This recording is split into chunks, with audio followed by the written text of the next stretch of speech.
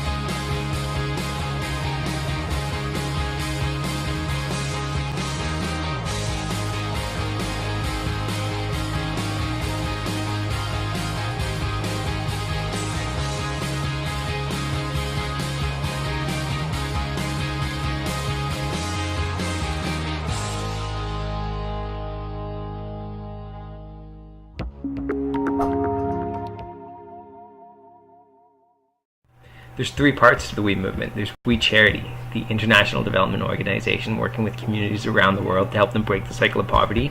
Me to We, the social enterprise you'll be traveling with. And We Day, of course, the celebration of the We movement. It all started, as I'm sure you've heard before, with young Craig Kielburger in 1995 when he read a newspaper article, an article that really inspired him and lit a fire in his belly and made him want to go and learn more. And if you haven't heard the story, I really encourage you to go and explore and find out what that article was about. Read Craig's book, read about his story and what inspired him to start taking action. And really what inspired him to go on a trip to India, Bangladesh, Pakistan. A trip that inspired him, changed his life, and inspired him to take what was originally a group of 12-year-olds fundraising to build one school to an international movement, the We movement, building hundreds of schools around the world and empowering young people to know that they can make a difference every single day. And that's the type of experience you're about to go on, an immersive trip to learn about how other parts of the world live, to get inspired, to take action, to have a positive impact. You'll be working inside We Villages, our development model that is focused on community empowerment and inspiring communities and equipping them with the tools so that they can take over development, so it's their projects, their involvement, and their personal growth.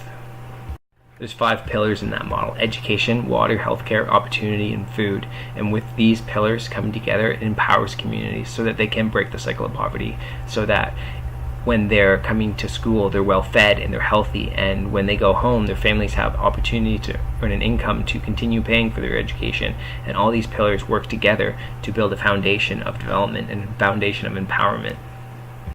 We always like to start out our presentations introducing the We movement and our development work and giving you that background knowledge to know really what you're a part of when you're going on this trip to the Amazon. But now it's time to take a look at what you're going to be experiencing and what you're going to be doing.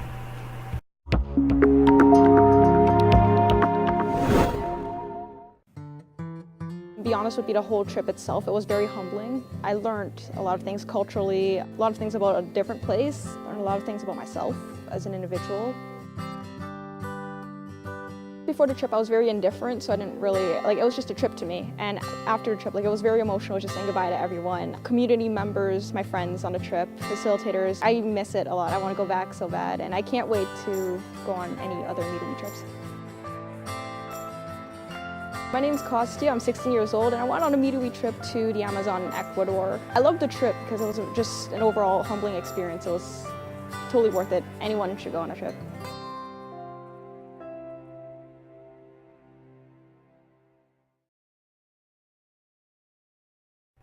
So for the rest of the presentation, I'm only going to take about 10 more minutes, and I'm really going to focus on 4 pillars of midweek trips. And that's the meaningful service, getting your hands dirty, the cultural immersion, learning how other parts of the world live, and leadership, of course, developing those skills and developing that knowledge, and of course, safety. You'll begin your journey at the Vancouver airport, and you'll depart there, having one stopover before you get to Quito in Ecuador. You'll be met at the airport by your midweek facilitators. They'll be right there at customs waiting for you with the big midweek sign, excited to meet you. These are 2 people that are there for 2 main reasons: to ensure your safety, but also ensure you're having a meaningful experience, making sure you're making those connections and making those big learnings that you're having when you're in the community. So they'll meet you at the airport, and they'll take you to your first stop, your accommodations in Quito.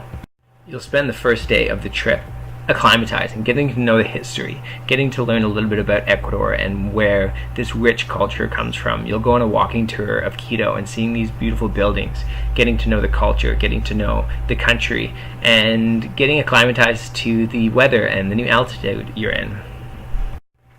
On your first couple of days there, continuing to explore Quito, you'll also get a chance to visit the equator. Ecuador, named after the equator. It wouldn't be right if you didn't straddle the northern and southern hemisphere.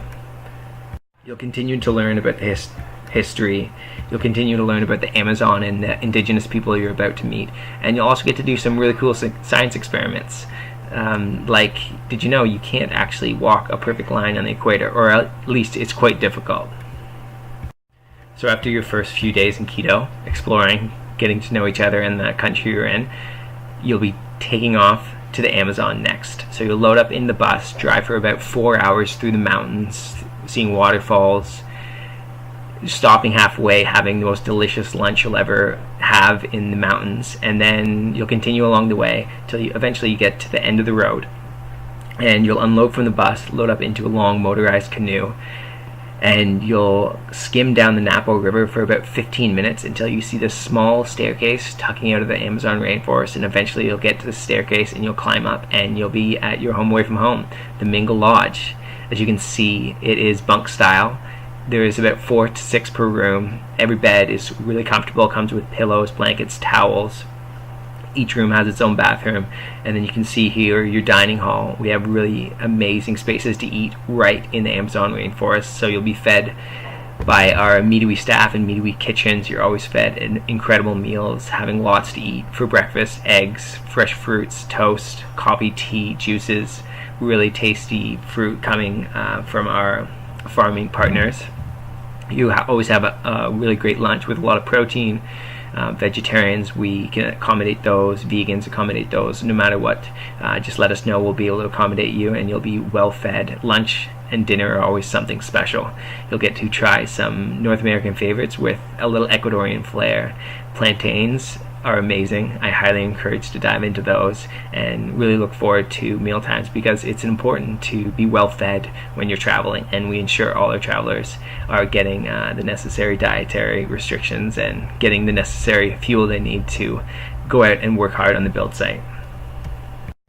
This is probably the best part of the trip. When you first enter the community that you'll be volunteering in, kids will be running out yelling "Hola, buenos dias," greeting you, very excited to see another group come in, because they know it's an opportunity for them to share a little bit about their culture and also learn what it's like back in Canada.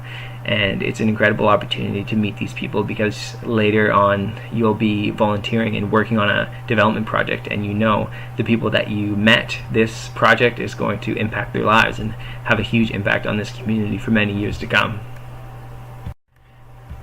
The community partnerships have really been growing in the Amazon. We started with just 1, and now we're up to 7 different community partners. So there's lots of work to be done around education. And the community partnerships continue to develop, and the projects continue to develop. As they see successful projects completed, they become more confident and continue to develop, and communities see incredible things happening, like getting access to clean water and what that does to affect their health, affect attendance rates, You'll learn as you do continue to explore the 5 pillars or development model, how they all interact with each other and how they can all impact each other and have a positive impact on the community. This is one of our newest communities, and school building project is being implemented there right now, and this is just an example of what you'll be a part of. It could be digging ditches, it could be laying the foundations for a new school, it could be laying down pipe for a clean water project. Whatever your project is, you'll find it about a month before your trip, but know that it's going to have a huge impact. It's what the community needs most of the time, and it's what they've identified as the project that they'd like to focus on. And don't worry if you don't know how to build a school or dig a ditch to lay down pipe. We have local architects and foremen there to not only ensure you're doing it safely, but ensure you're doing it correctly as well. When you're not on the build site, you'll have a lot of time to interact with the community and learn about their lives and just have some fun with them. You might be challenged to a soccer game by the local school children. You might just be bothered on the build site, them asking about your lives and you asking about them. If you know a little Spanish, definitely bring that with you. If you don't worry. We have translators there to support interactions and communications, but it's always helpful to have a few words, so practice your Spanish before you come. You'll learn a lot about the Quechua culture from a local shaman that you'll get to visit. He'll teach you about what it means to be a shaman in the rainforest and some of his local weapons that he uses, the spear and the blow dart. You'll have a lot of fun having a competition with your classmates who can blow the blow dart the best or who can throw the spear, and learn about this rich energy that the local indigenous cultures get from the rainforest and how they are so respectful in the environment. And you'll learn about the different ways that they really pay respect to the environment and how they use everything from plants to trees to nuts and use them to create these amazing products and use them in a really natural way. You'll get to meet a local women's group and learn about how they're coming together to empower themselves to earn income so that they can support their family, their children going to school. Learn about the local art and really get to know these really amazing women that are changing the face of their community and are really stepping up and becoming leaders and leading their children and the men in the community as well, for that matter. Of course, it wouldn't be right, you're in the Amazon, to not go on a exploration. You'll have a local jungle guide who will show you some incredible things. He'll take you out on a jungle walk. These are some of the most amazing people you ever meet in your life, so stick close to your jungle guide. They are trained Amazonian guides and they can tell you about everything in the rainforest, from bugs to plants to birds. They don't even need to see it. If they hear it, they'll tell you, oh, it's this type of bird or it's this type of bug. They're really incredible, so stick close to them and definitely bring your camera for some amazing pictures. For a lot of you, this will be your first time entering into a developing country and learning about some of the real issues that these communities are facing, like access to clean water, access to healthcare, access to education, things we're working on changing in these communities, and we're empowering them to change themselves. But you'll begin to address these social issues and how you can take action when you return home. Which leads me to a question that I ask every young person going on a Meetawee trip, and that's, what will your impact be? How do you want to impact the world around you? This is a great place to start exploring yourself and exploring how you do make an impact on the world around you, exploring what you might like to study in university after high school, or maybe what you want to do after high school. A Meetawee trip, we call it the aha moment, where you have these realizations and they can be really magical and really powerful. So definitely come on this trip with an open mind, with an excitement, and we can't wait to see you in the Amazon. But before I let you go, I have to cover safety. So Meetawee trips have been running for over 14 years without major safety or security incidents, and that's because we take a really proactive approach to safety. We have a risk management line that will provide a phone number for each participant and their families to contact in case of any emergencies. All our facilitators are trained, that go through a 3-tier training process. They're first aid trained and trained through all our protocols. All our transportation in country is Meetawee owned and operated, so our licensed drivers are both mechanics and drivers, and all our buses are Meetawee owned, so you're not getting on any public transportation or anything like that. We register all our participants with Canadian and American embassies to ensure that we know who's in country, what's happening, and so do they.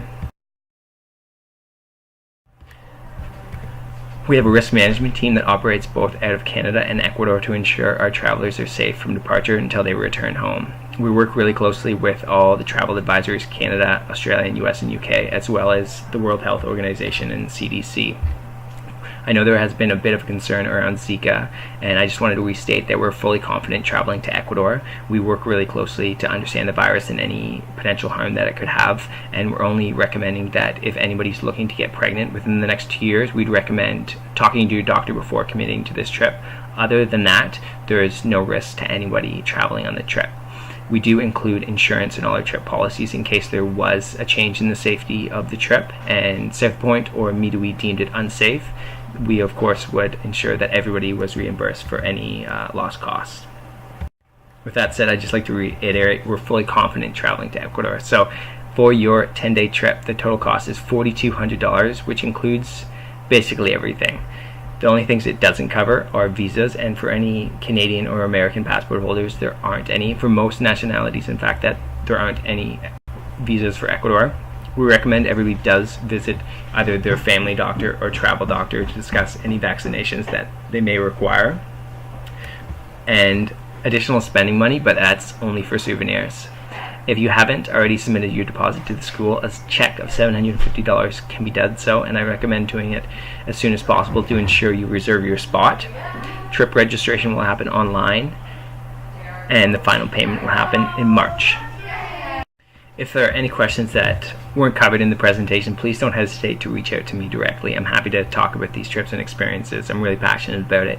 Before I let you go, I just wanted to say thank you to Mrs. Barton and Gordon Cogan for making all this happen and making this a reality. Thank you to parents for supporting your young people going on this journey, and thank you to you students who have committed to taking action and going on this incredible trip. There is one last video I wanted to play, and it's sort of a special one. We call Midway trips life-changing, and this trip really encompasses that. So thanks again, and can't wait to see you in the Amazon.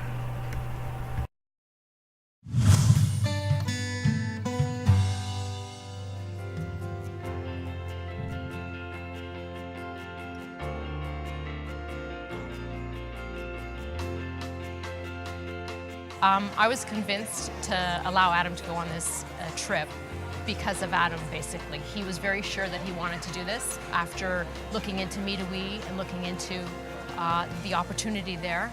It was a pretty straightforward decision for us. Midway is so organized and made me feel so good about the decision that it became an absolute natural choice. Saying goodbye to any child is tough, but Midway runs a really great organization, so we knew that she was in good hands. We were more excited for her, actually, when we said goodbye to her, for the opportunity that she was going to get. The last few weeks for me as a parent has been a combination of reviewing all the nice support material from Midway and knowing that she was going on the right trip with the right people. I felt really good. I was very proud, too. Updates were amazing. Getting an update that they had arrived safely, a picture with all of them together. We knew they were having a great time. We knew some of the things they were doing from the itinerary. So it was actually kind of exciting for us to sit and follow along day by day and know that she's having a great time, and then look forward to seeing her in just a little bit here when she gets back.